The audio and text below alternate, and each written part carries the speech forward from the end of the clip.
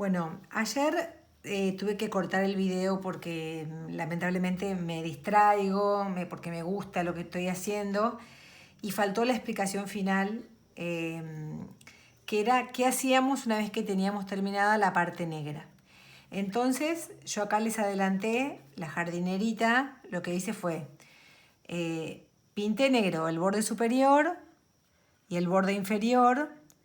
Y lo mismo en el posavasos, que es en realidad el tema principal, ¿no? La verdad que yo les agradezco un montón cuando ustedes me comentan y me escriben, tanto en mi página o por privado, porque la verdad bueno, está bueno porque es señal de que gustó y de que les sirvió y me incentiva a mí muchísimo a seguir haciendo cosas. Así que, bueno, acá va la otra parte, el final de obra. Habíamos quedado en esto que, por las dudas, les cuento. Mojábamos la pintura a punto tinta, que es llevar el negro un poquito aguado.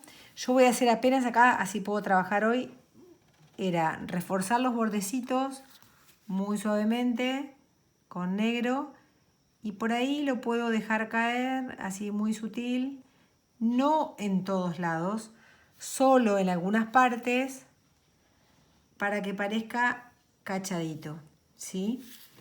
Acá hice una bastante exagerada, pero a propósito, yo también les comentaba el hecho de que el filito que va quedando es también interesante aprovecharlo. Acá en la jardinerita lo que hice fue hacer lo mismo, tanto abajo como arriba. Bien, ahora el tema, lo que le faltaría a esto es, para que no quede así tan negro, tan pintado, vienen unos pinceles que son angulares. Bueno, en este momento no estaría teniendo el otro, pero no importa.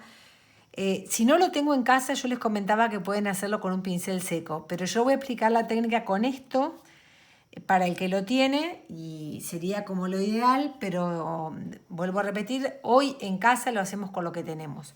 Vamos a usar un marrón clarito, un siena natural, usamos el marrón que tengamos en casa, el pincel siempre húmedo, descargo la gota, cargo la punta más saliente, lo pruebo y el color va contra el borde. Yo voy a usar primero, lo voy a probar acá porque está más seco.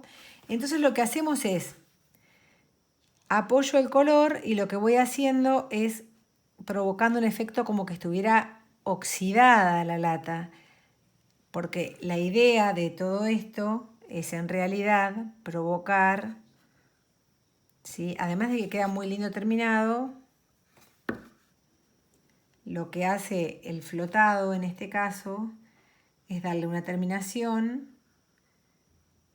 y a su vez, bueno, yo ahí lo voy a bajar un poquito más, es como que los antiguos enlosados,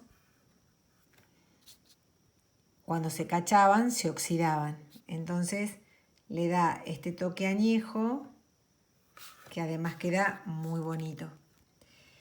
Así voy a trabajar todo lo que yo quiera. Por supuesto estamos haciendo algo decorativo, ¿no? Porque tampoco es que se cachaban así tan perfectos. Vuelvo a pasar el angular. En este caso me voy a ir a la parte de abajo, ¿sí?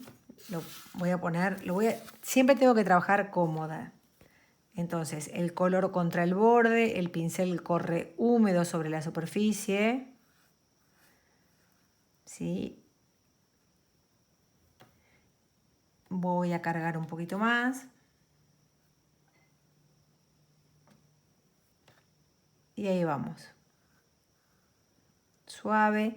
Esto obviamente es práctica y ya queda como más terminada. Me faltan estas dos manchitas que lo que hago es volver a mojar muy sutil, muy suavecito. Le hago apenitas un detallecito. Ahí abajo. Acá por ahí me quedó muy cargado, entonces lo barro con un poquito de agua. El pincel casi sin pintura y me voy. ¿Sí? Entonces, esto ya estaría terminado. Voy a hacer exactamente lo mismo con el posavasos y una vez que lo termine, le voy a poner 2 manos de barniz o 3, no importa, no están de más. Lo que sí es importantísimo es dejar secar entre mano y mano. ¿Qué barniz? Yo trabajo todo al agua, no pasa nada porque en realidad acá paso por arriba de la hojita. Voy a volver siempre el color contra el borde, pero voy a volver para barrer un poquito ahí, que se me acumuló.